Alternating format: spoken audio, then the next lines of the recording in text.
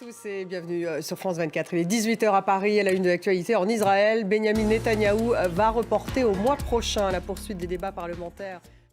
18h15, le fait du jour, il est consacré au chantage nucléaire de Vladimir Poutine. 18h45, l'économie avec Laure Manin qui va faire le point sur le rachat de la Silicon Valley Bank par First Citizen. A-t-elle rassuré les marchés? 19h10, le débat consacré justement à la crise politique en Israël, alors que la mobilisation contre la réforme de la justice de Netanyahou est inédite et que le Premier ministre devrait reporter les débats au mois prochain. Il est sous pression, celle de la rue, mais aussi celle de la coalition au bord de la rupture. Alors comment analyser cette crise politique en Israël? La démocratie israélienne est-elle en danger? Jusqu'où ira Benyamin Netanyahou? Voilà toutes les questions que nous poserons à nos invités. 19h10. On démarre avec l'actualité en Israël et cette mobilisation inédite contre la réforme de la justice au lendemain du limogeage du ministre de la Défense par Benyamin Netanyahou. Merci Claire. Claire Duhamel en direct de Jérusalem.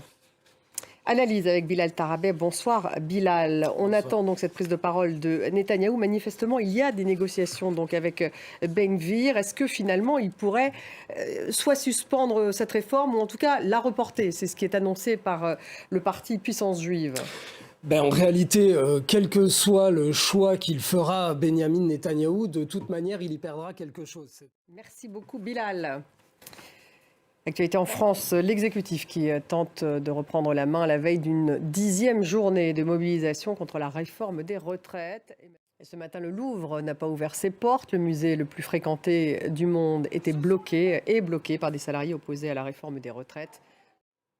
En Allemagne, un mouvement de grève de grande ampleur également. On paralyse pour le coup le secteur des transports à l'appel des syndicats. Ils demandent des hausses de salaire pour compenser l'inflation. On fait le point avec Noémie Roche.